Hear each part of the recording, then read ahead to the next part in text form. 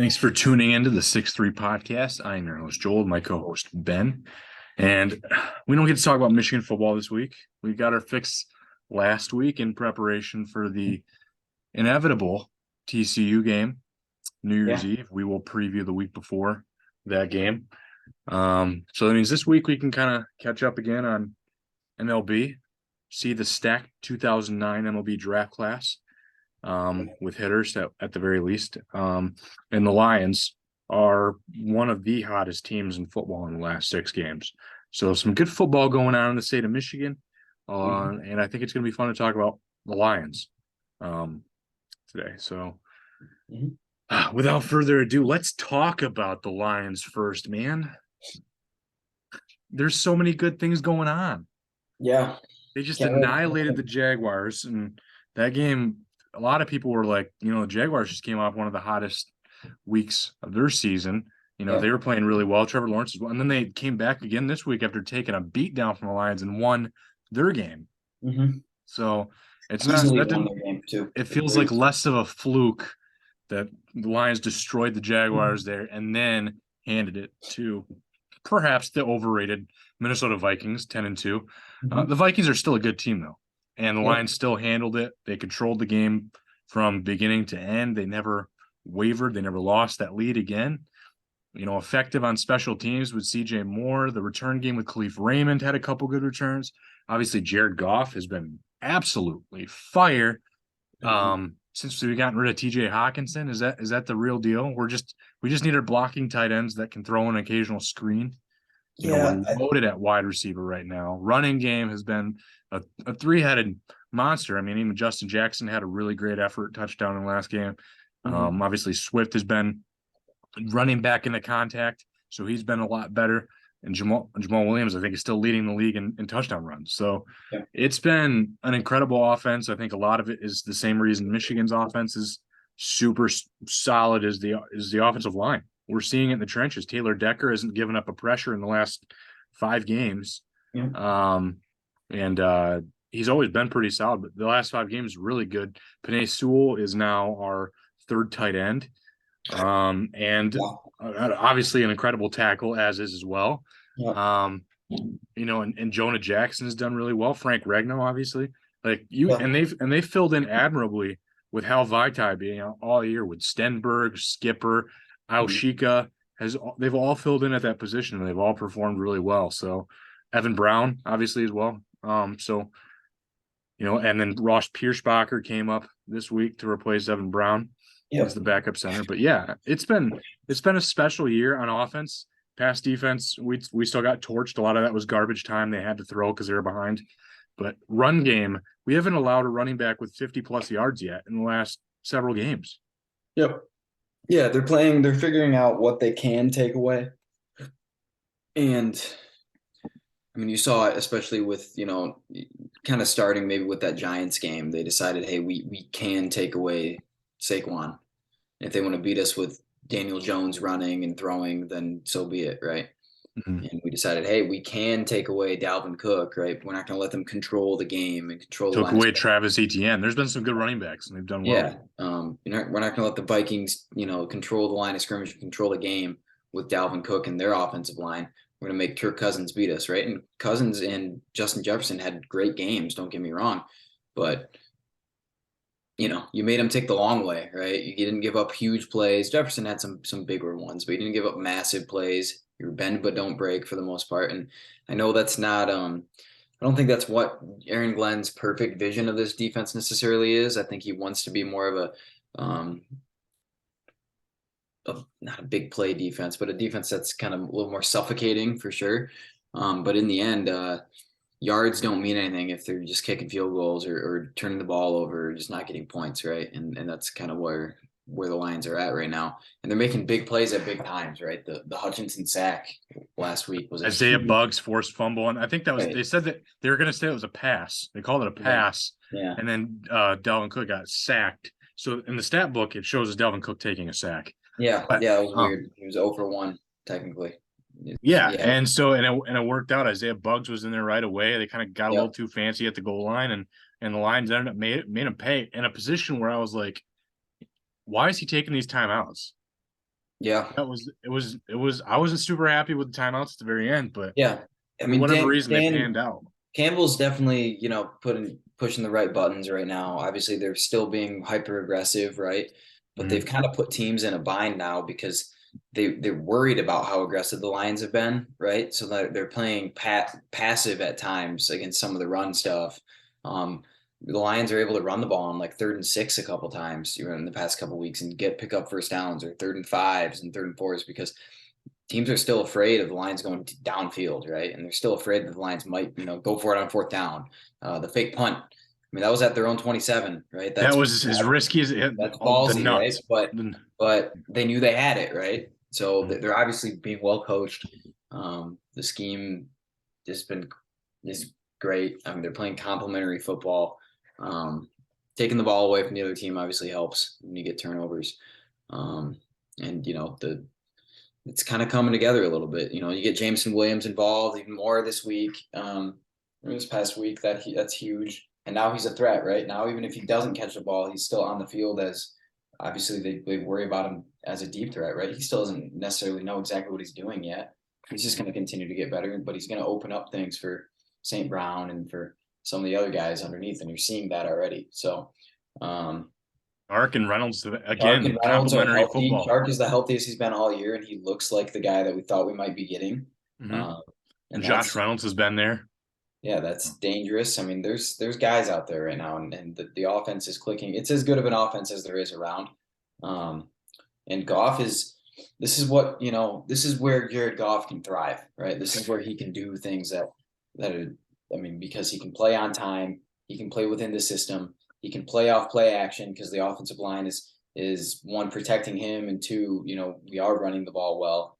He can, he knows what he's looking at, right? Instead of trying to play off schedule. And he's got some weapons. And when you have these kind of weapons around him, he can be pretty darn good. I mean, he can be elite, in fact. Um, so yeah, I mean, it's kind of coming together a little bit, and it's a shame that they played so poorly for a stretch there at the beginning of the year. I mean, I know they were They banged definitely up. let some games get away from them where they could Yeah, almost be 10-2 or 10-3. probably 10-3. And They could be right there with the Vikings, if not probably ahead of them. If they were 10, they would be ahead of with the them. tiebreaker there, yeah. Yeah. Um, They pulled the stat up during that game too, where the Lions were second in offense in the first 4 games in the NFL. Then they were 31st in offense in the next 4 games, and then since then they've been number 2 offense. And so I think overall they're now 4th best yeah, offense again in the NFL. yeah. This is the even with Stafford and Calvin Johnson, Golden Tate didn't have the offense was still not that explosive because They didn't have this kind of balance. we have an adequate run game. We have the best offensive line we've had ever. Mhm. Yeah, they didn't have this kind of balance. They might have had, I mean, take Stafford and Calvin Johnson over any of the guys we had out there right now, but um, the balance they've been able to show, the efficiency, right? The Stafford and Johnson teams, as explosive as they could be on some crazy, deep balls, they weren't necessarily efficient at times, right?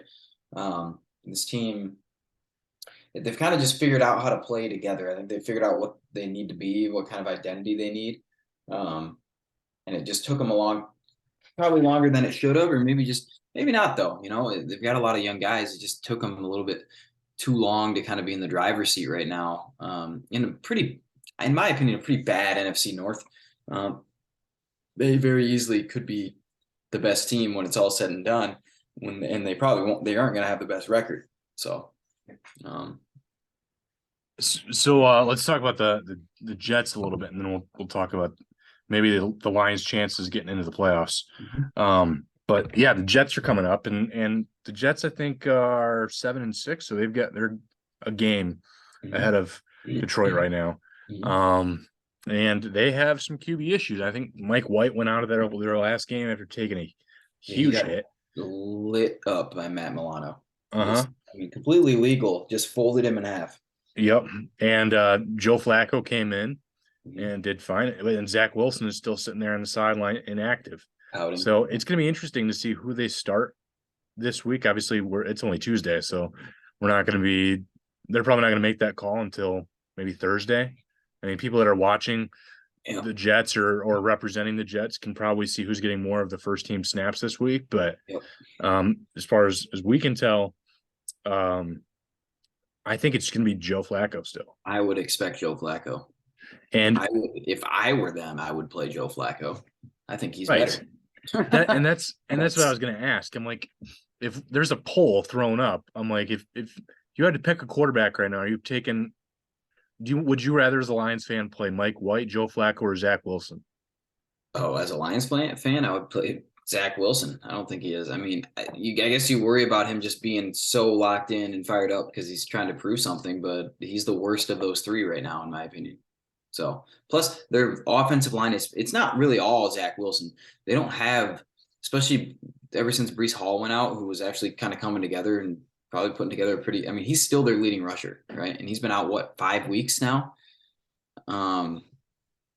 He was putting together a good rookie year. They don't have a ton of weapons out there anymore. And their offensive line's a little patchwork.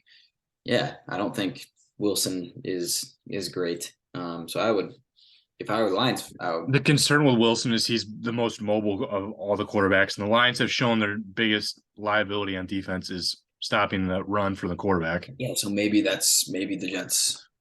I actually think I lean towards Mike White if I'm but sure. I'm torn. I definitely think Joe Flacco's the last one I want to see because experience. Mm-hmm. The Lions don't do well against experienced quarterbacks necessarily either. Mm-hmm. I don't. Joe Flacco isn't like he's kind of on the tail end of his career, obviously now, but still serviceable. Still has a cannon for an arm. I think he's good. I think he's actually pretty good. Like, I'm not saying and every time he's been in there, in whatever situation the Jets coaching staff gives him, it's like he does his job, manages the game because of his experience. And I'm like, okay, a good game manager in this game on the road for the Lions could, coupled with a legitimately good defense for the Jets, could cause the Lions offense some problems. We'll see, but could cause them some problems. Who do you expect to match up? Where do you expect Sauce to match up? Obviously, Sauce is their Darrell Revis. He typically doesn't follow receivers around, though. He typically just plays the side of the field. So and he almost never lines up in the slot. So he's probably not gonna be covering Amon-Ra much, if at all. Right. So, I mean, he'll be on a lot of DJ Shark, probably. He'll probably be on Shark or Reynolds, depending on what side. Right. But the Lions, they could change it up, obviously. But from what I think Jameson's probably still going to be hanging around that 15 to 20 snap count. Yep. They're not going to, I think that's going to, and as fortunate as it might be, unless the Lions make the playoffs, I think it'll just keep kind of trending up a little bit. Yeah. I think he went up like 3 or 4 snaps more than the previous game. They targeted him a little bit more. They threw the little swing pass that he dropped. Yeah. And then he caught his first catch as a touchdown. Wide open touchdown, obviously. Mm-hmm. But yeah, I'm not really, I mean, Sauce, yeah, I mean, he's been really good, right? But I'm not. He's probably the only other defensive rookie of the year candidate besides Hutch. Yeah, I'm not enamored. I mean, I think he's good, and I think he's a legitimate top tier corner in the NFL, but he's not going to follow somebody around, right? And the Lions, well, to me, they don't.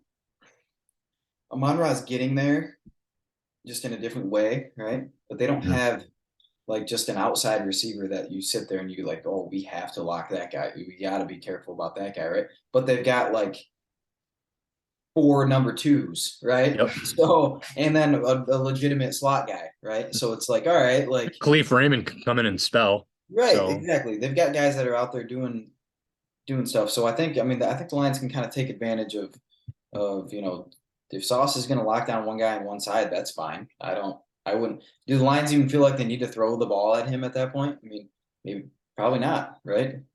So I think there'll be plenty of guys underneath open. Amon-Ra. We'll get Chark and Reynolds will probably still get some targets. Could see the backs a lot. Could see Swift a decent amount out of the backfield. So, and then I think, like you said, I think Williams will still get his 15 to 20, maybe a few more depending on situation stuff. Because I think he can just threaten. You saw him; they were moving him in motion a lot.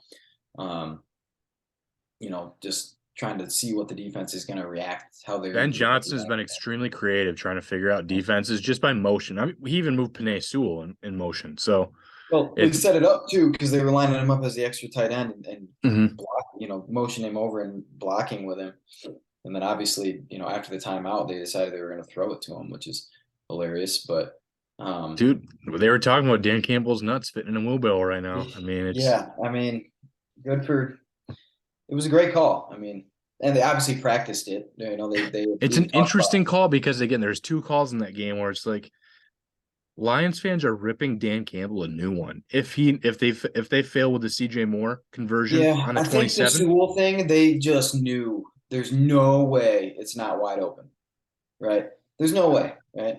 And they actually covered it, like they recovered decent, right? And I guess some people were like, if it was a better throw, he would have had 6. And I'm like, all right, they so weren't trying first to of get six. all, They were trying to you're just trying to get end the a game. first down there, and then the game is over. What do you Yeah, and mean? stay in bounds. That's what Dan Right, Campbell said in the Pat McAfee show is just catch the exactly, ball, reach for the first down, stay in bounds. And that's what Sewell did. exactly.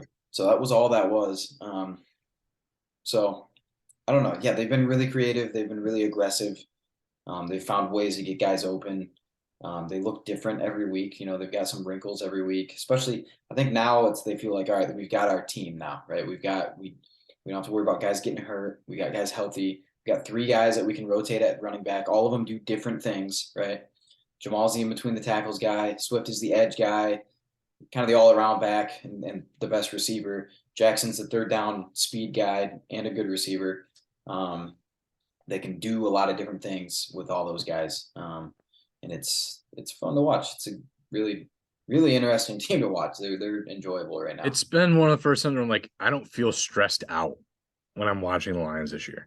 And I think that part No, of and it's it might change when there's a little more expectation. You know what I mean? I think that's what's been really cool about this year for the Lions, and probably last year for Michigan football too. I kind of felt this way. It's like, especially as after they won the games like they should have won, right? Mhm. It's like, but the Lions even more so. It's like, shoot, man, at this point, like they're pretty much at the win total I thought they might be at, right?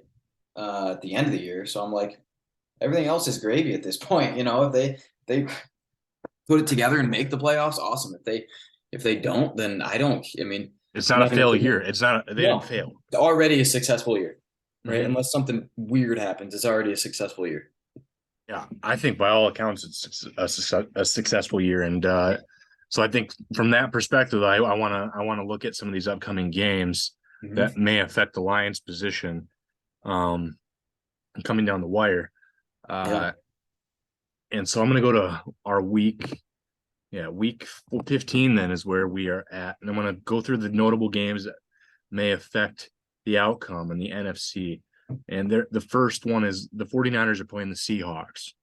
Seahawks obviously are in a position right now where they are, I think, the next team out. I think they're the 8 seed right now, the Seahawks are. But they do have the tiebreaker over the Lions. They do have the tiebreaker. So the Lions, they have to lose 2 more than the Lions win. Yeah. And so that'll be tough. They're the Um, toughest out. I could totally. They don't have the easiest schedule going forward either though, and they're not very good. they get Brock Purdy this week at Yeah. home. So, I mean, obviously Brock Purdy just damaged the Tampa Bay Bucks, but that was just a poorly defend. Just Bucks defense was horrendous that game. Yeah. And Brock Purdy doesn't even need to do anything. They've got like 4 running backs there that are really good. They've got some receivers. I mean, they can. That's a and the pretty offensive line's good. That's a Their pretty offensive good line is team. Yeah. also very Brock good. Purdy just needs to dump the ball off and hand it off, and he'll probably Mhm. be pretty successful. That's what Jimmy G always does well. Jimmy Yeah. G's not a special quarterback by any means. No, But no. do you take the Seahawks or the 49ers now? I'm going to take the Niners. Yeah. Let's go to another one here. Saints Falcons. I'll probably take the Saints. Panthers, Steelers at Panthers. Hmm. That's tough. Steelers have been playing better, They but have the Panthers also just gave a beat. I think they just Pickett's pulled an upset. Pickett's out though, right? Yeah, Not that really moves I the know needle, it's not the biggest thing in the world. but They're I'll both probably 5-8. I I'll mean, probably pick the Panthers. I think I'm picking the Panthers in that one too. Mhm. Lions have the So Panthers next week, so are you taking the Lions over the Jets? man, I should just continue not taking them over the Jets, over the any team because it seems to be working. because I hadn't picked them even the last 3. I'm not sure. No, I picked them against the Giants. I don't think I picked them in the last 3 weeks, and they're 2-1, and they very easily could have beaten the Bills. I think I actually wasn't sure with the Giants. And I was like, I think they can beat the Jaguars. Yeah, But that might have even been how I was. I do think the Lions are going to beat the Jets. I do too. I do really too. do. But I'm like, now we're just starting to drink the Kool-Aid, and this is where we can get Right. led. And I But worry again, we about. I mean, talked it's about it. not There's no reason as a fan to be mad about this season. again. Their Lions are 6-7. I thought they'd Mhm. win 6 games all year. They're 6-7, and it's February or not February. It's December 13th, right? So got meaningful games in December. That's pretty awesome. But I'll pick the Lions. I think it'll be a pretty close one. Um, but I'll pick the Lions 27-20. Good school. Yeah, the Jets defense is obviously really, really quite solid. But I think the Lions offense is just humming. So I think 27 points at the minimum. So I'm gonna say 34 still from the Okay. Lions. And I'm gonna say that the Jets can probably put up, I think it's gonna be 21. I think 34-21 though. Mm-hmm. Yeah, Okay. I don't know. That's tough. The Bengals are playing at the Bucks, and it's interesting if the Bengals win that game, which I imagine they will. The Panthers will actually get their 4 seed to be the division leader. Damn. So Really? that's Okay. something. That's Uh, crazy.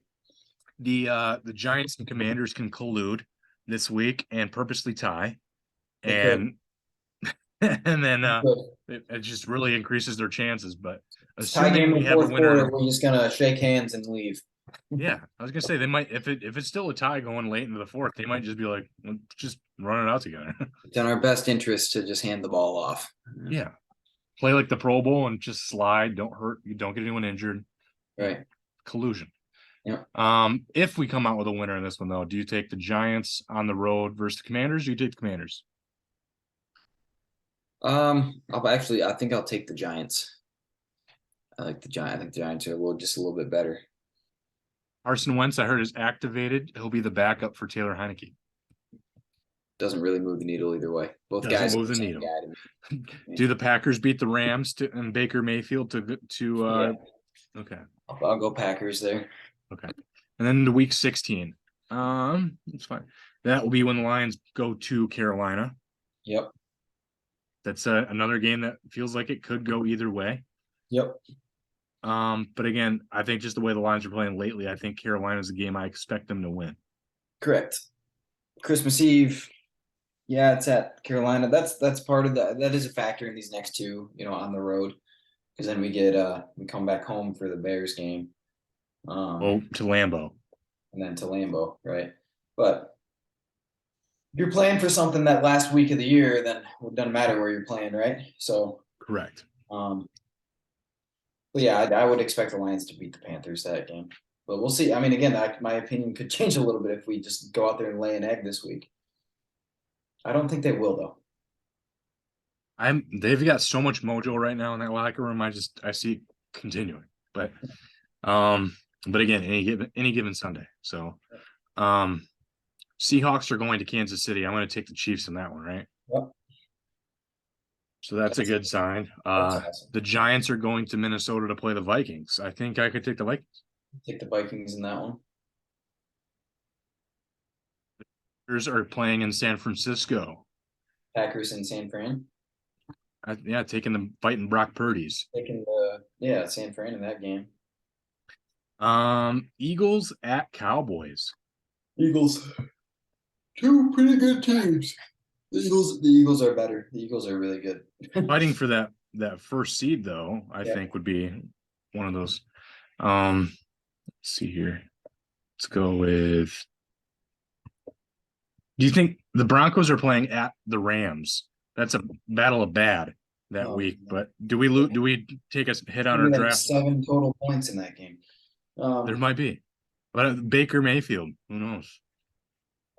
I'd probably take the Rams. I don't know. Russell actually had a pretty good game this past week. He did actually have a good game. Jerry Jeudy 3 touchdowns. He did. I think I might take the Broncos in that one. I'll happily go with you on that one. week 16. So 17. Cowboys at Titans. Probably Cowboys. Yeah, me too. Cardinals at Falcons. Cardinals. I don't know. Cardinals Falcons probably. with Kyler Murray's out for the year, probably. Yeah. So Desmond Ritter's also starting for the Yeah. Falcons. That's two not very good teams. Maybe the Falcons. Lions have to beat the Bears, right? Yep. Yep. Yeah. I mean, if you lose that game, then all this is a moot point. Yeah, right. Colts at Giants. I'm leaning towards Giants on it. Yeah, I'm leaning Giants there. The Colts stink. Yeah, they do. I thought Jeff Saturday had something going there that first game. No, they're bad. They're not good. Let's see. Eagles over the Saints. Panthers at Bucks. That might be for the division. Probably Bucks. Yeah. Browns at Commanders. Deshaun Watson, is he going to finally get it together? Yeah, the Browns probably. He still raises their ceiling, so he's 49ers, actually 49ers at Raiders. Niners. Totally see the Raiders pulling some like wins out here at the end, though. Yeah, they got athletes. They're Jets at Seahawks. hopefully Jets. I hope so too, but I almost think the Seahawks. I do too, but I could see that going either way. Kind of depends on what's going on with the quarterback position for the Jets, I think. I could totally see the Jets just falling apart and losing every game going forward. I do too. Yeah. Vikings at Packers. Probably the Vikings. LA teams. Rams at Chargers. Chargers. Yep. All right. And then the last week here. 18. Bucks at Falcons. Bucks. All right.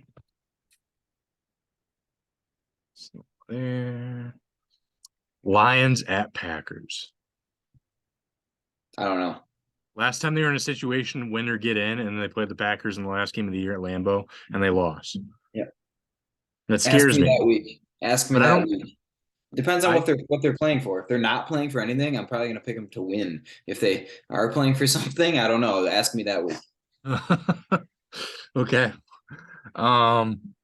Let's see. Let's put a tie. Let's see. Let's see here then.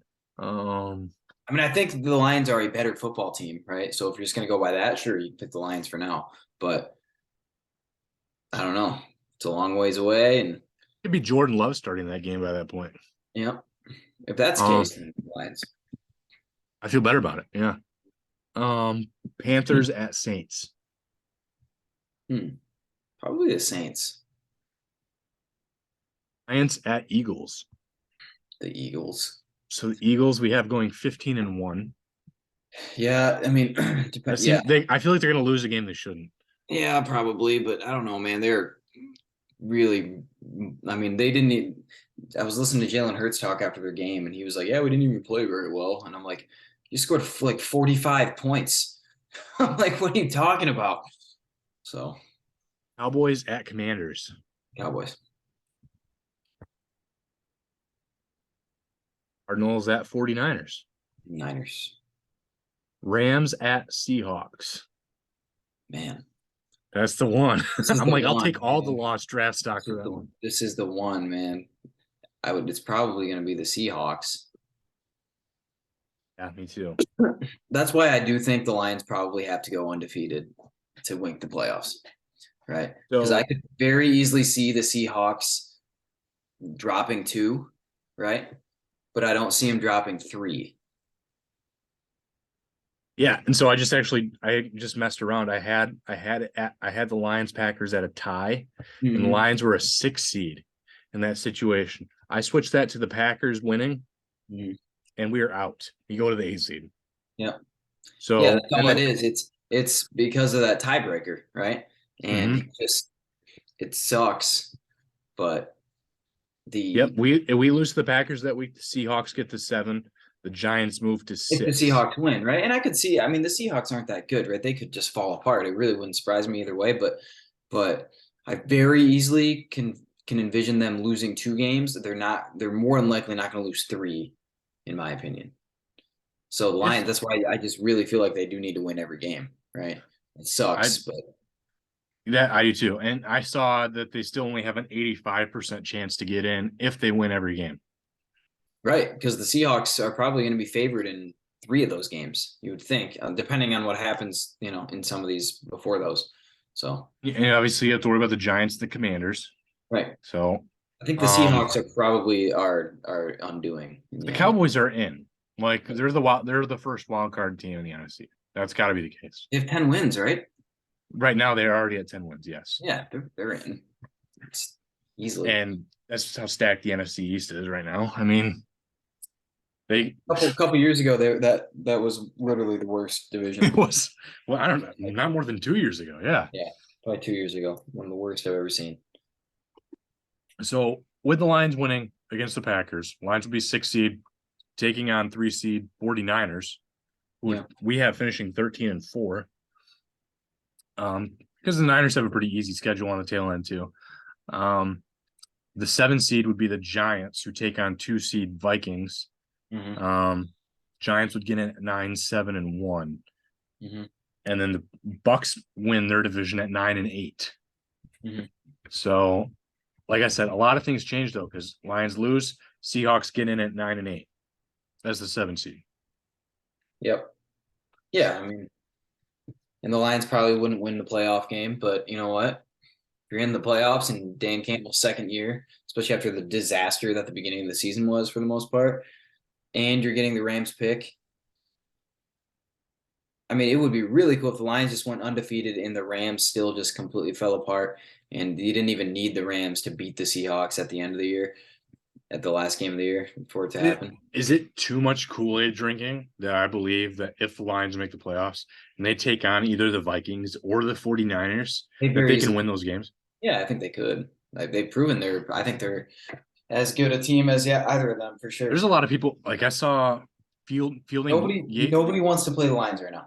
Nobody wants Yeah, to play the Lions. Fielding Yates, I think, said the Lions look like the third best team in the NFC right now. Yeah, nobody wants to play the Lions right now. I think they're legitimately a very good team, right? No, they don't. They have no playoff experience. The coaching staff has no playoff experience. Who knows what the health of the team's going to look like 4 weeks from now?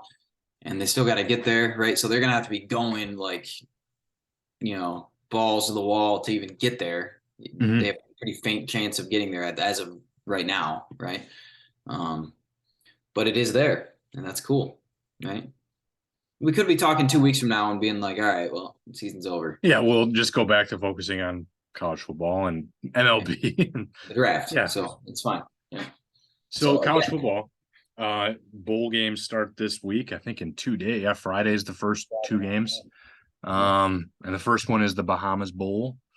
yes. Miami, Ohio gets to take on the Alabama Birmingham Blazers, home of the Fighting Joe Webbs.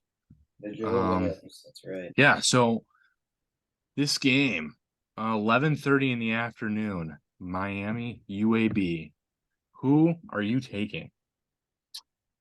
I don't know. Let's see if I can find the favorite. I'll go UAB in this one. They're both 6-6. Yeah, neither team is very good. I'll go UAB in this one. They I go don't opposite know. because I feel like this mascot. They've got a dragon as a mascot. that's way cooler than a Red Hawk, right? A red hawk that's gonna just eat it. So yeah, that'll work. I'll go Miami, Ohio on this one though. To be different. All right. Return to the MAC. That's cool. And then we'll go to the Cure Bowl here, Texas San Antonio. They have Miami's leading receiver. His name is Mac Hippenhammer, which is cool. When I was looking up like last year, I went through every single FBS school's roster and I like typed out my favorite names. That was one of them. Mac Hippenhammer. Mm-hmm. That's good. Texas San Antonio Roadrunners are taking on the Troy Trojans, and to me, this is actually probably a top 10 bowl game this year. Yeah, the UTSA matchup. Couple 11-2 teams. Yeah, they're both 22-23, and they're both 11-2. Yeah. So this is one I'm going to try to tune in on. Yeah. Who do you take in this one? gonna take UTSA. Frank Harris, I know he's short, so we'll see, but I think he could get some fringe NFL looks. I think he can come back one more year, and he said he is. But I think eventually he could get some fringe NFL looks at quarterback. They've got a really good receiver in Zachary Franklin, who's going to be probably get a chance in the league. Yeah, they're good. So I'm going to go with UTSA. Yeah. I am. Yeah, this is a good game.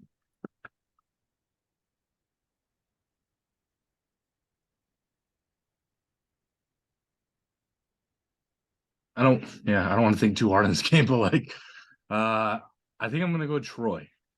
All right. So I like that we're just different. I think, but like I said, I think both these first two games really could go either way.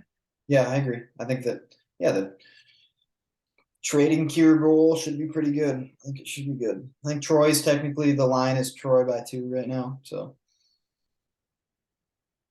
Let's see who this next one is. Cincinnati and Louisville probably. I see that. Yep. Cincinnati's 9-3, Louisville 7-5. This is the Wasabi Fenway Bowl. Yeah, Louisville has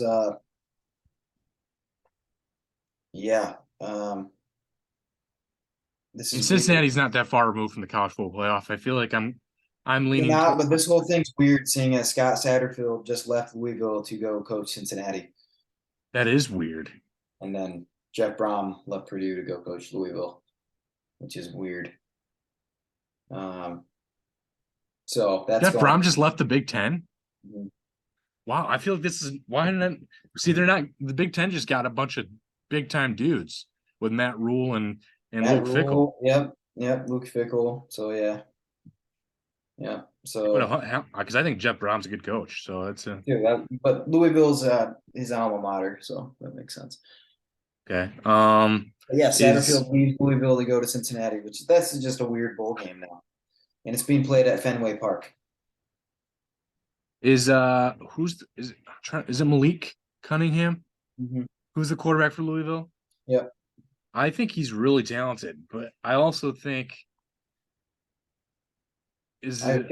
I think Cincinnati's just too close to being a top team, so I think they still have a lot of those guys left. I'm going to take Cincinnati. I'm going to go with Louisville. I think they're just going to be mad about the whole coach thing, so I'm going to give them some extra juice because of that. That's fair. Look at us just being different. Yeah. Let's go to the Vegas Bowl here, for the 17th. That's the Florida Gators, 6-6 versus the number 17 Oregon State Beavers at 9-3. So this does look like more of a mismatch on paper, with Oregon State being ranked and having 3 more wins. But are you sticking with Oregon State, or are you going to take the SEC upset? I'm going to stick with Oregon State. I think it's Florida has set a precedent before of guys just not caring about non-playoff or top-end bowl games. Anthony Richardson already said he's going to the NFL. Yeah, I was just going to say that's the reason I'm sticking with Oregon State. That's a big one. I don't really know if he's going to play, but he should play because he still, in my opinion, needs to show a lot, right? But I think Oregon State's they're going to be excited to be there, right? They haven't been very good in a while. They're going to be super excited to take on an SEC team, and I'm going to go with Oregon State to win. Okay. Probably got better athletes. In fact, I know they had better athletes, but they obviously aren't putting it all together. So, coaching, that's what it is. The LA Bowl, Fresno State versus Washington State. This one, Fresno State's 9-4, but they're taking on 7-5 Washington State Cougars. I don't know, man. Fresno's been good this year. Washington State's been solid. Jake Hayner's a good quarterback. I think he'll get some looks too in the NFL. I'm taking Washington. Wazoo. Yeah, I'm gonna go with Wazoo. I think Cameron Ward's been a really good QB for them. They spread it out, got some good numbers. Only thrown 8 interceptions. I think it'll be a good game though. It could be really fun. Yeah, so that's the first one we're on the same on. Washington State. The Lending Tree Bowl, Southern Mississippi, versus the Rice Owls. Rice getting in at 5-7, which is always fun. Are they the only 5-7 team that made it, I think, this year? I think so. Yeah. Yeah, That's because they graduated Michigan more State. quickly from Could have been Michigan State. So, at least you graduated Uh, more quickly. what are you expecting in this game? I'm gonna go with Southern Miss. I think both these teams are pretty bad, but Southern Miss gave, was it Georgia, like a pretty, was it Georgia? Maybe it wasn't Georgia. No, it wasn't Georgia. Southern Miss has been, they lost a close one to Coastal, who was good. Um, they played Arkansas State close. The Troy game, they didn't get blown out. They beat Tulane, who was a very good team this year. So I think they're decent enough. Both teams are pretty bad though, but Rice really didn't really make a bowl game. They're bad. They've been destroyed by. I mean, Yeah, they've had a tougher schedule for sure, but they've yeah, been destroyed by proven teams. yeah. It's Rice's schedule, they got they lost annihilated by 66 to 10 USC. by USC. Yeah, they got annihilated by USC. They got beat by Houston barely. They beat UAB by 4. That's another bowl team, so Yeah, that's there's a good. bowl. Barely beat Louisiana State. Lost to Charlotte, 56 to 23. Best one was against McNeese State, 52 to Yeah, 10. and So then North Texas beat them. UTSA blew them away, and then Western yeah. Kentucky blew. They've gotten pretty much all their I was losses gonna say are. Western Kentucky, UTSA really jump Yeah, out. USC jumps out. yeah. Both most of their losses are not close. So I'm taking they're not a Southern very Miss. good team. Yeah, they're not a very good team. I'll take Southern Miss as well there. All right, the next bowl here is SMU versus Mhm. BYU. So two religious schools. We get the Yeah. Mormons and the Methodists. Yep. 7-5, both of them. Who are you looking at here? I like both quarterbacks. Tanner Mordecai transferred from Oklahoma for SMU, and he's put up some good numbers: 31 touchdowns, 9 interceptions. But Jaron Hall. Jaron Hall's been really good for BYU. Um, he was banged up early in the year, but I think I he'll heard be good to Keaton go. Slovis is visiting And then BYU. Puka Nakua for that receiver for BYU is just a big target, and he's been really good at times. Taking BYU here. I'm gonna take SMU in a shootout, though. I can definitely see a shootout. Both defenses have not been up to snuff No, this year. neither defense is good. I mean, BYU got lit up on defense by Notre Dame, by vaunted offensive power Notre Dame this year. So yeah. Next one here, the Frisco Bowl. Yeah. North Texas Mean Green are 7-6, and they get a take on the Boise State Broncos at 9-4. I think Boise is I think this is probably an easier decision for me right now. Yeah. On Yeah, paper, it looks like Boise should. I'm gonna take Boise as well. I think North Texas could cause some problems. They throw the ball a lot, but Boise overall is a better team. They win their 10th game of the year. All right, one of the teams that Michigan got a lot of flack for playing early on in the year that they were bad is next here, and that's the Myrtle Beach Bowl with Marshall and UConn. Yeah. UConn somehow made it. They did look like a pretty bad team, but here they are. Well-coached team though. They're still not good, right? No, But they're bad. Marshall has beaten Notre Dame this year. And I think against Troy, they lost by like 9 to Troy. Mhm. So they can hang. James Madison was ranked there for a minute. Marshall beat James Madison. Mhm. They shut out Old Dominion. So Marshall they've got a resume, and I actually think they can beat UConn. Yeah, I am just gonna take UConn just for the fun of it. But Marshall's definitely a better team. But I mean, I don't know. I think this will be just one of those where UConn's just super excited to be there. Marshall will be too, but I just think UConn's just gonna have maybe look a little bit like a different team coming out of some bowl practices, and um, yeah, I'm gonna go with the Fighting Jim Mora's juniors. Here's something we don't see very often is Eastern Michigan in any kind of bowl game. It's not even games like this where they're in the Idaho Potato Bowl. Yeah. But yeah, they beat CMU this year. They beat Western, both of them handedly. They beat both of them. They lost in a shootout to Buffalo. Arizona State, they beat Arizona State this year. And I think was that the game after that they finally fired Herm Edwards, yes. Yeah, Herm Edwards. Yeah, I don't know. Got a coach fired. So that's cool. Yeah, so they have that on their resume. Toledo's been a good team too, and that one went down to a field goal. Hmm. And so from my perspective, this is not the same Eastern Michigan team that we're used to. And I think for the little bit of homer in me, I will take the Ypsilantis. I'll take Eastern as well, just because San Jose State's actually put together some good teams.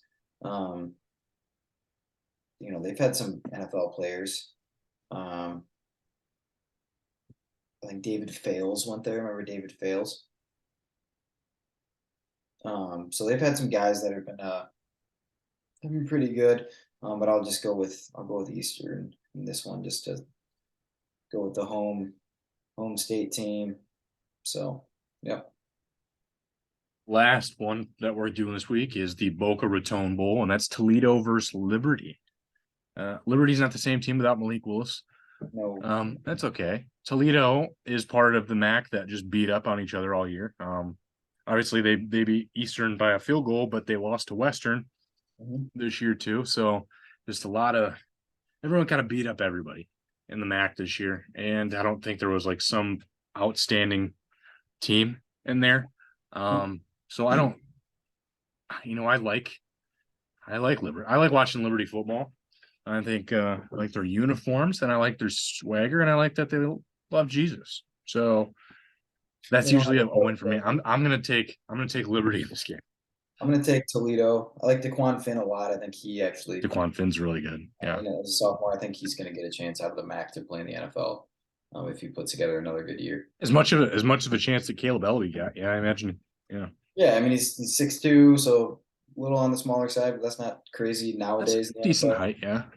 He's 210 pounds. He can run. He's got a cannon. I mean, he's pretty good, and he's from Detroit, which is cool. So, yeah, we'll go with Toledo on this one. Yeah, perfect. So let's get to our 2009 MLB redraft here. Pull up.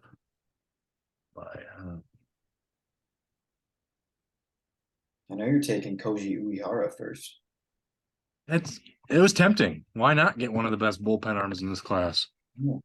Like I said, not a lot of great pitchers, but when you get a chance to get the Japanese pitchers, they're solid.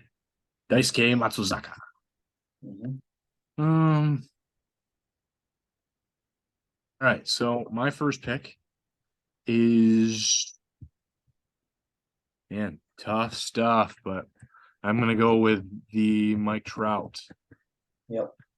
first. And I felt like I could go a lot of different ways, but Mike Trout hitting above 300 in his career, 303, 350 home runs, 900 RBIs, 205 stolen bases, almost 1,550 hits. He's got 3 MVPs, Rookie of the Year, 10 All-Star games, 9 Silver Sluggers, 2 All-Star MVPs, and an 82.5 WAR. And I still think he's gonna break 100 WAR before his career's over. I think so. Yeah, I think he will as well.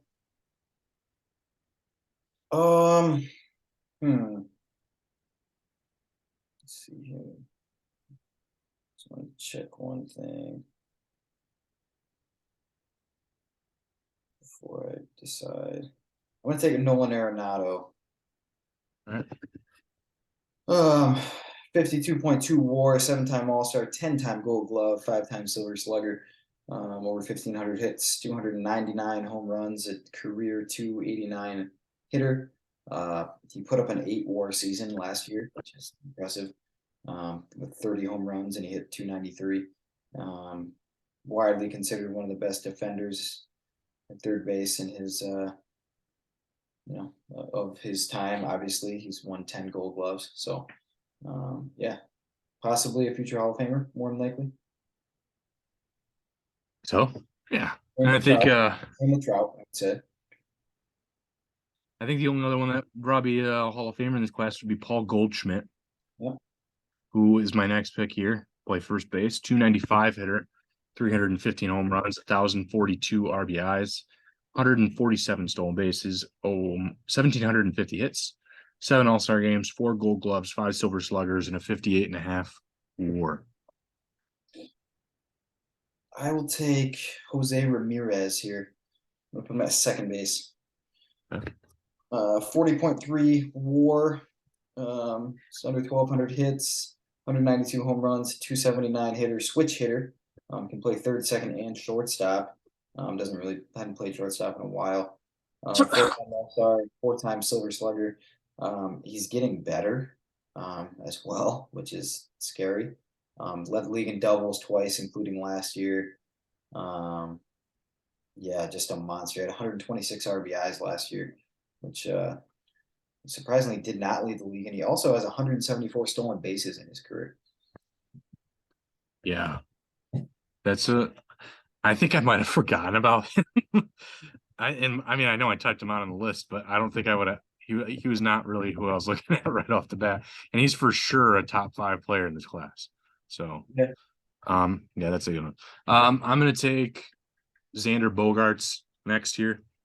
292 hitter, 156 home runs, 683 RBIs, 74 stolen bases, over 1,400 hits, 4 All-Star games, 5 Silver Sluggers, and a 35 WAR. Okay.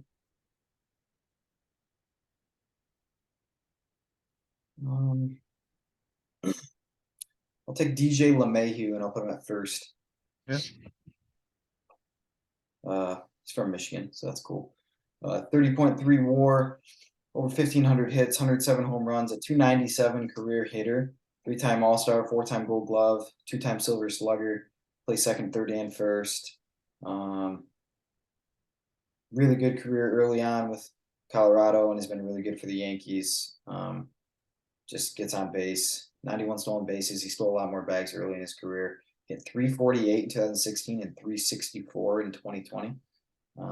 So just a really, really good hitter. And a fun fact, when I was seeing a therapist, his uncle was my therapist. Nice. Shout Yeah, out to him. it's kind of neat. Good old Don LeMahieu. So I'm gonna take Starlin Castro next year. 280 hitter, 138 homers, 678 RBIs, 89 stolen bases, almost 1,750 hits, 4 All-Star games, and an 18.5. Okay.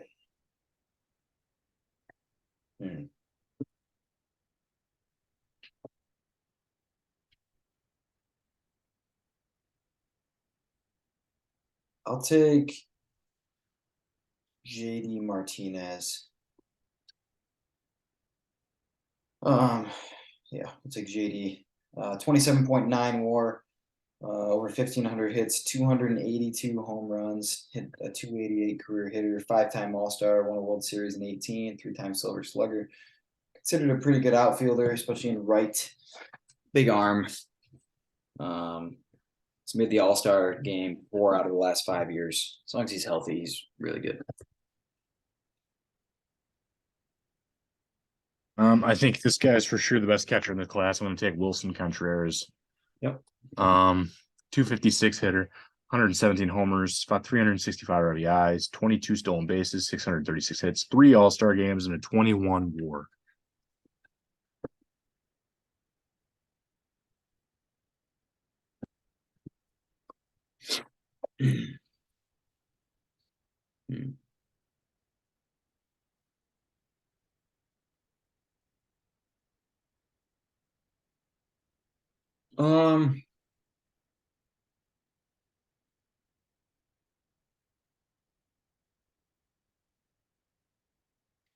No. Checking.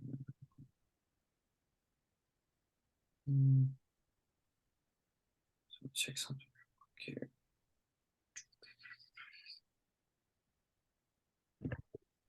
Give me. No, I just don't. I feel like I just can't take that early.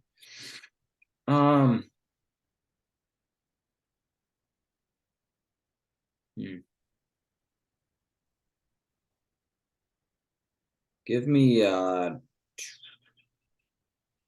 guess I'll just take a shortstop. Give me Didi Gregorius for shortstop. Switch hitter.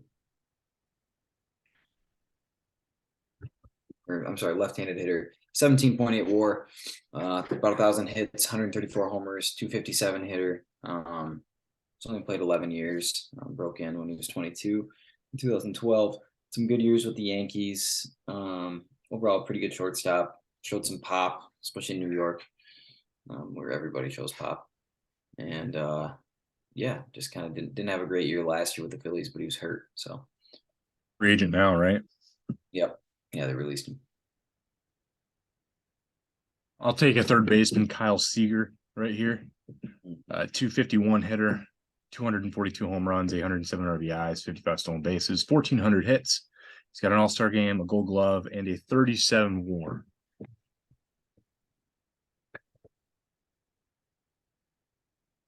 Take AJ Pollock.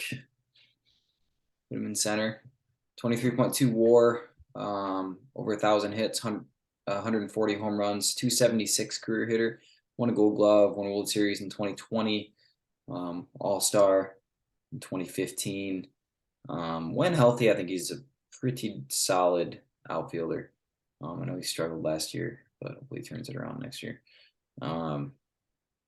Yeah, usually just figures out a way to hit. So just kind of has struggled to stay healthy at times in his career.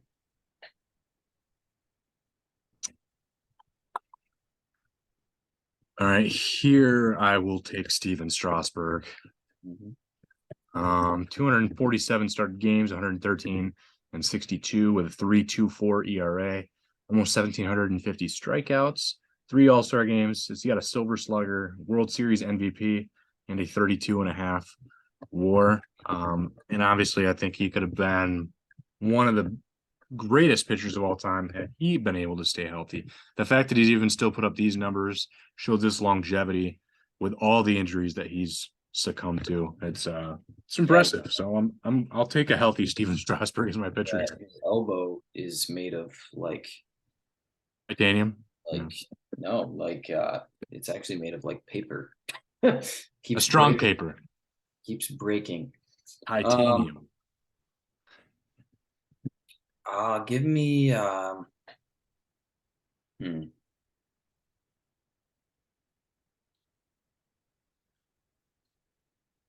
me Billy Hamilton. Why not? Wow, you're just loading up on these White Sox. Well, I'm just thinking for some speed. He's got a 10 WAR, over 700 hits, only 24 home runs. He's really only a 239 hitter. However, he does have 324 stolen bases in his career. Just put him in left for now. He can play any of the outfield spots, but just put him in left for now. But well,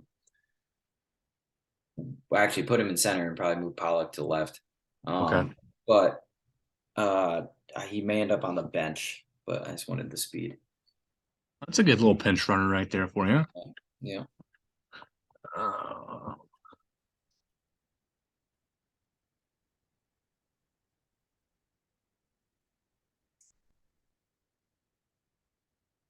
Yep.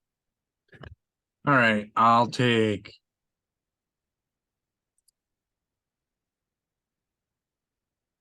a DH right here. I'll take Miguel Sano right here to put to DH. He hit a long way if he actually makes contact. I know, that's for sure. A lot of strikeouts with this man. 234 hitter, 162 home runs, 418 RBIs, only 5 stolen bases. He's a speedster. 600 hits, All-Star game, and a 7.5+ WAR. Like Ben said, though, just not one for contact. He's had a rough year. Fun for DH though. But he had a decent stretch there for a couple years with the Twins. Yep. So I don't know. I just like him for the pure power aspect. He lays into a ball and might go 450. So I'll take Jason Kipnis. it's a good one. 21.3 WAR, over 1,100 hits, not 11,000, geez, 1,100 hits, 126 homers, 260, two-time All-Star. Was really good for Cleveland. Good second baseman, just good defender. Drove in some runs there, had some pop, stole some bags, 136 stolen bases in his career, got on base, didn't strike out a bunch. So he's an overall really good player.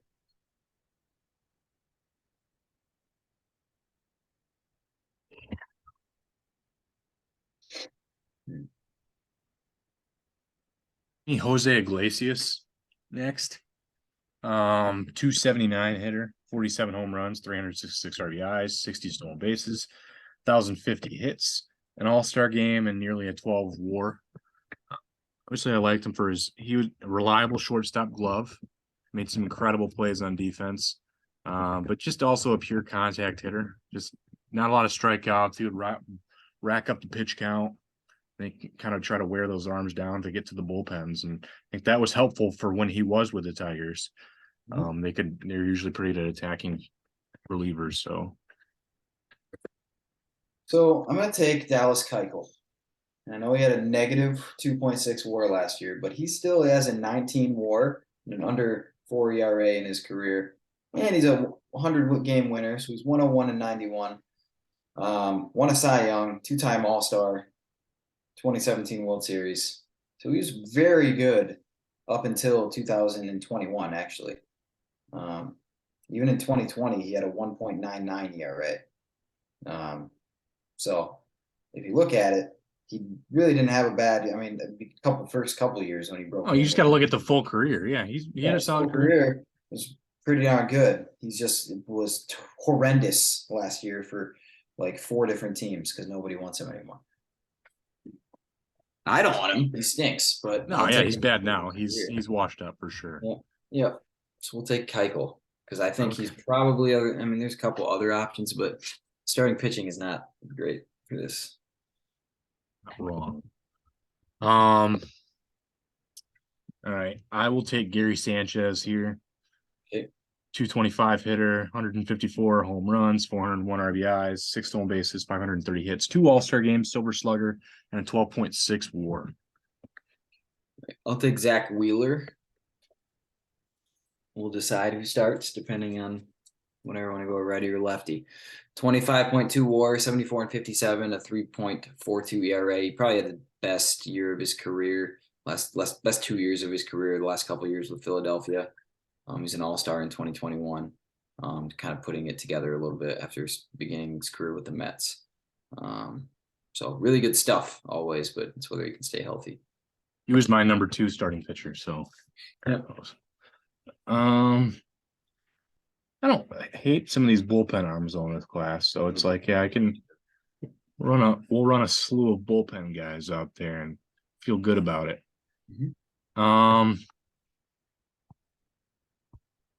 Carpenter next year.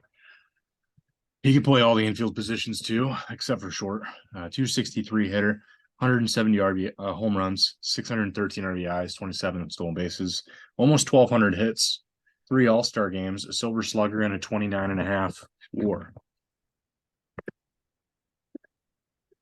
Take Will Myers. He's a good human being. Yeah, nice guy. Outfielder. You can also play first and third. He's tall, 6'3". 13.5 WAR, won an All-Star, or was an All-Star, Rookie of the Year, over 900 hits, 254 career hitter, had a pretty decent year last year for the Padres, actually, in some limited action. Showed some pop, 153 career home runs, can drive in runs. Early in his career, could run, can't really do it as much anymore, but overall, pretty solid player.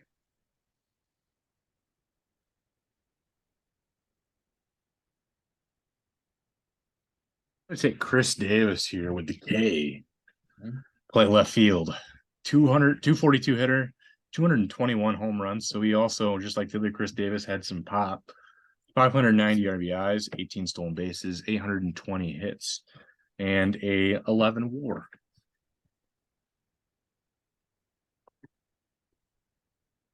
All right.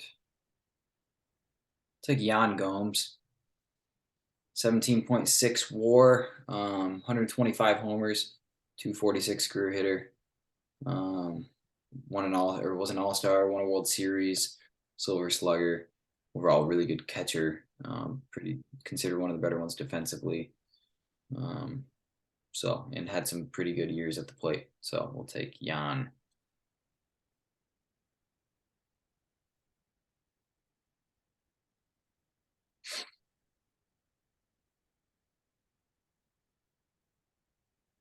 Give me Brandon Belt.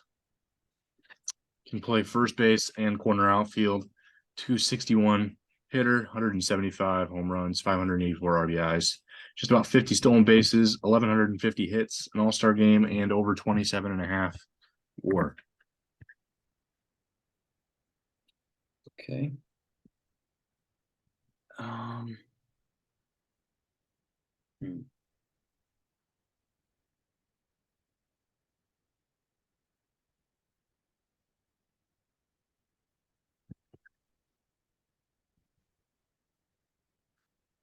Give me Joe Kelly, 5.8 WAR, 51 and 32, 3.94 ERA, two-time World Series winner. One of the more interesting guys to watch pitch. Might hit you, might make you look dumb, or he probably might walk you. It says he's played left field too, which is weird. So that'd be cool. Yeah. Overall, he's been a good reliever. I know he had a tough year last year; he was hurt most of the year, but really good. Wagger. Throws the ball very hard. So we'll see. And he has mound swagger. Yeah, he makes fun of you if you stink facing him. That makes 5 current or former White Sox on your roster already, though. Yeah, well, I mean, So I don't know what's brewing here. Yeah, let's see here. Kelly was, if not the best reliever, he was top 3. Yeah, you're probably right. All right, gotta narrow this down. Give me Aaron Loop. Mhm. 536 games pitched, 2 of them started, 21-27 with 7 saves, a 3.15 ERA with 435 strikeouts and nearly a 7 WAR. Okay. Mm.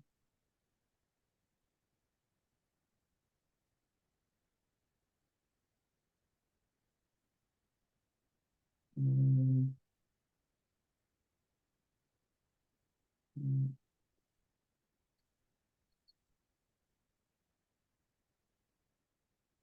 Give me Koji Uehara. Oh,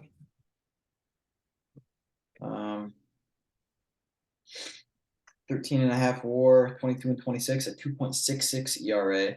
One-time All-Star, 2013 World Series, and he was the ALCS MVP.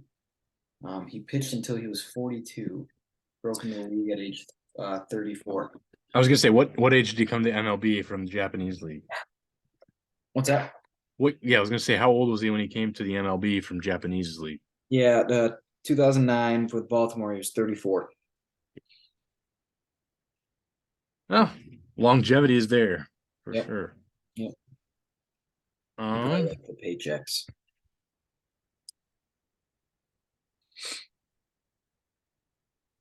all right, give me AJ Ramos. Okay. 381 games pitched, 17 and 18 with 99 saves, 3.04 ERA, 430 strikeouts with an all-star game and a 6.5 WAR. Okay.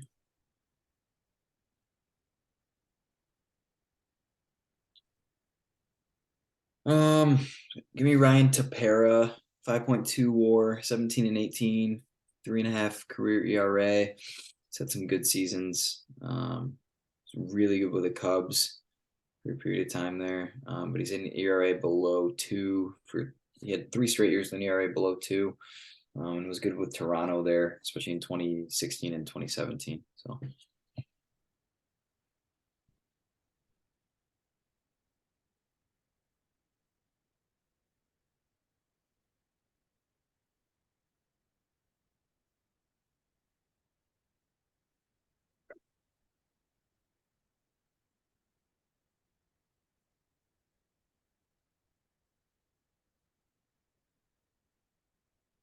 Give me. This one kind of pains me to say a little bit. I'll take Patrick Corbin here. 278 games, 260 of them started, 87 and 103, 2 saves, a 4.31 ERA, with 1,466 strikeouts. He does have 2 All-Star games and a 15 WAR, but he was horrendous this year. he was bad. He was very bad, in fact. Just not like him for sure. People did call him. No, A lot of people thought he was the most disappointing player of the year. So I wouldn't disagree with that. Disagree with that at all. He was I mean, bad. he's projected to be one of the aces for the Nationals, and he was bad.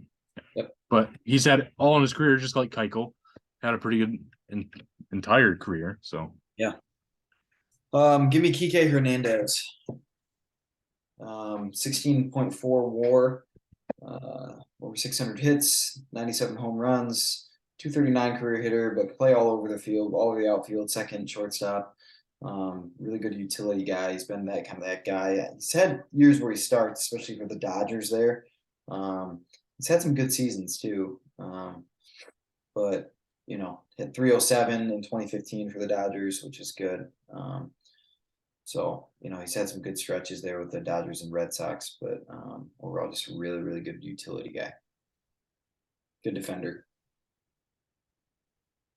okay, I will take. Well, let me look at their stats here side by side a second.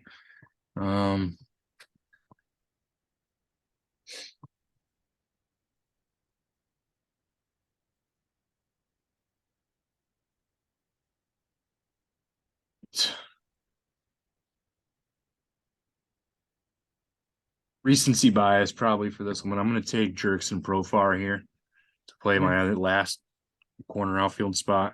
I guess Brandon Belt could play that position if I want him to, but I have Belt on the bench as of now. But yeah, Jerkson Profar can play left, second, short, right, 238 hitter, 78 home runs, 313 RBIs, 46 stolen bases, 650 hits, and a 6.5 WAR. But he had a nice year this year for the Padres. That's good. He also was in the first time I ever heard the name Jurickson Profar was when I was watching the Little League World Series. With Curacao, with Jonathan Scope.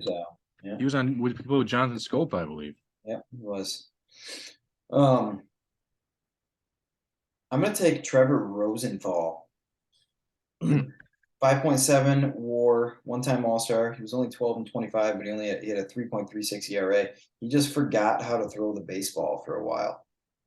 Had the yips. Was an All-Star in 2015. 132 saves in his career. Had 2 years straight when he had 45 and then 48. For St. Louis was just nasty in 2015, a 2.1 ERA, and then got the yips, and he's struggled at times, but made a little bit of a comeback. In 2020, he had a 1.9 ERA with a couple different teams, so sort of figured some things out. Throws over 100 miles an hour, and when you have the yips and you throw that hard, that's just dangerous. Yeah. Yes. Yeah, I mean, it was like a Roldis Chapman for a year. I remember that was yikes. Yeah. I mean, no one wants to stand in there against him at that point.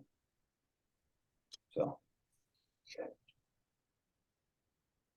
give me.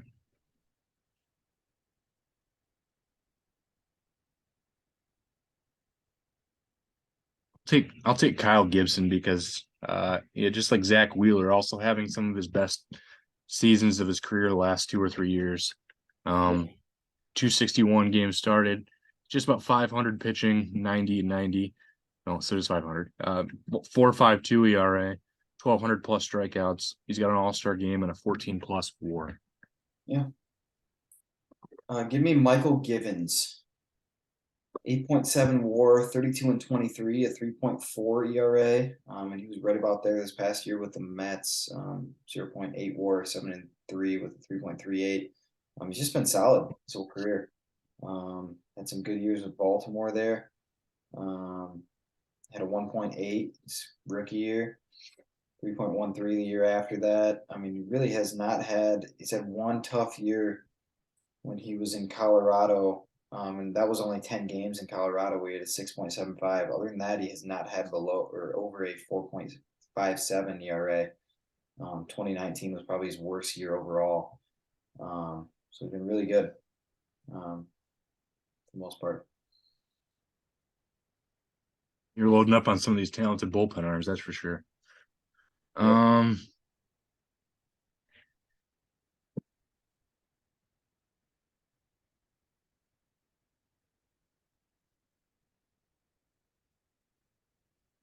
positions I still need here. I think I actually have all my position players filled, so I gotta load up on. I got you two other in the backup catcher, right? So yeah, Like and another then outfielder and infielder, I guess, but yeah, so you and it also again you have to decide who your DH is going to be out of all of them. So yeah, I technically you can still do. Right now, I don't have you set as a DH, but I do have your bench as Jason Kipnis, Will Myers, and Kike Hernandez. So I don't know if you have any one of those that want to bench that you Myers want would to be. be Myers is actually gonna start. Well, shoot, who's so Your outfield right now Myers is will Billy start for Hamilton, AJ Billy. Pollock, and G. Yeah, so Myers will start for Billy instead. And then you're Put just gonna move. Pollock back over to center, and then my DH can be who's my second baseman right now? Second base is Jose Ramirez, Okay, who's my first baseman right now? EJ LeMahieu. My DH is going to be DJ LeMahieu. And we're going to move Ramirez over to first. And we're going to put Kipnis at second. Jose Ramirez the first, very fancy. Yeah. And then who? Kike Hernandez second. You said. No, Kipnis.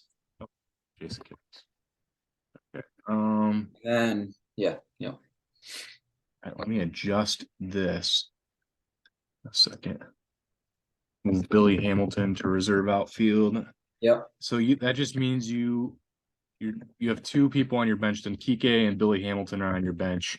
So Yep. you need And a I'll probably take one more. We'll see. okay. Yeah. So let's see. I gotta check bullpen arms here.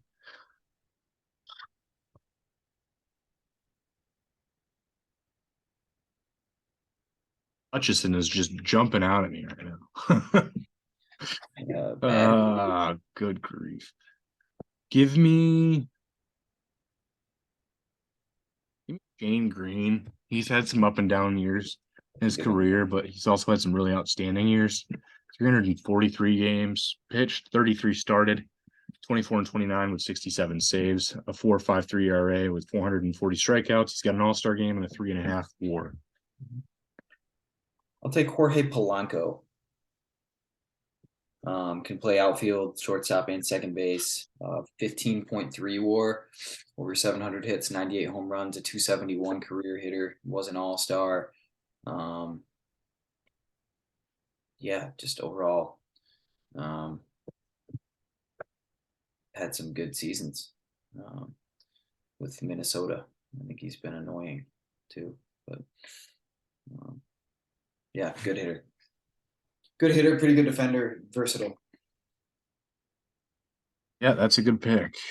I remember Jorge Polanco. I got him confused for a while, Gregory Polanco, but yeah, not Placido. Never confusing him with Placido Polanco. He had the forehead of the Peyton Mannings of the NFL for base. He was a Peyton Manning of baseball for the forehead. He did. Let's see. What bullpen? Give me Frankie Montas right next.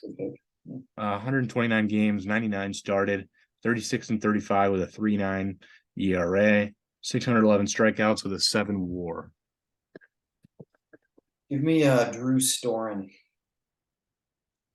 Only played 8 years, got himself hurt, but he was there with Strasburg in Washington for a while. 4.8 WAR, 29 and 18, a 3.45 ERA. It was just nasty for a period of time. Had 43 saves in 2011 and 29 again in 2015. Yeah, really good at times. Big strikeout numbers out of the pen. My last player will be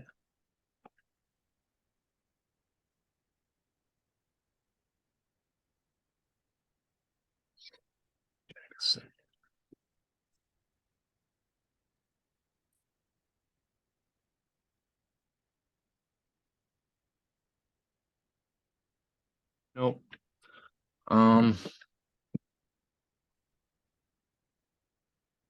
I'll take Yimi Garcia here. 302 games pitched. Started 16 and 25 with 18 saves, a 3.5 ERA, 300 plus strikeouts, and a 2.5 WAR. And your Mr. Irrelevant is going to be your last catcher. Yeah. Give me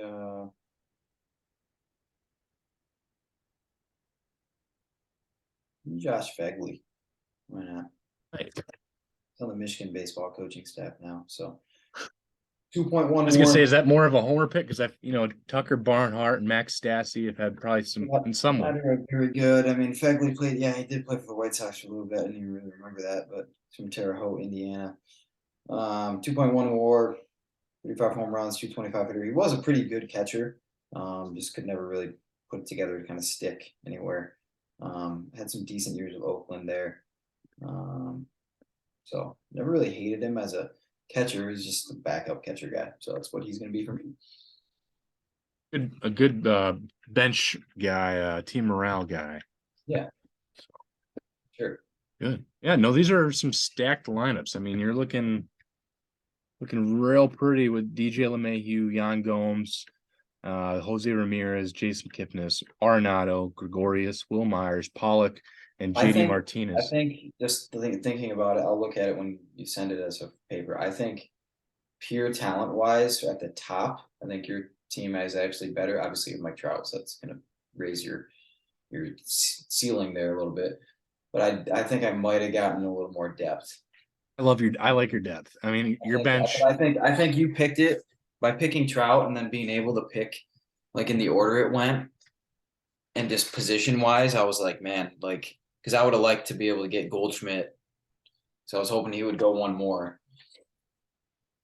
Goldschmidt was actually my number 2, but you got Jose Ramirez, who I liked, and Arenado they were right there at 3 and 4. But what I liked is that a lot of my guys can play a lot of different positions, so I was able to get I was able to get the best lineup in there by putting Kipnis. I picked Kipnis way late, and he's still a really good player. You get to move LeMahieu to DH and still get Jose at first. I mean, it's not their normal positions, but my goodness, they can play them. So yeah. So yeah. Should be pretty good. That'll be a fun to look at that one head to head for sure. Yeah. But yeah. All right. I remember when you were picking it, I'm like, dang it. I thought you had the upper hand for a minute. And then I'm like, all right, this might be pretty fun because this one could be pretty even. This was actually a lot more fun than doing 2008. 2008 was rough sailing to try to find adequate talent. Yeah, there was some bad. This was a better class for sure all the way through. So yeah, we'll do 2010. I don't know if next couple weeks for sure. And then we'll talk how the Pencil Lions do. That will be the next subject. If they do poorly, we may take a week off because we deserve a vacation. to cry. No, it should be pretty Lions heavy for the next week or so. Yeah, like you said, we'll definitely talk about Michigan the week before TCU game and see what happens. But yeah, I'll even still try. I mean, it doesn't have to be Chris Ballas. I might reach out to other Michigan people that cover and see what we can do. Yeah, for sure. All right. We'll see you next week then. See ya.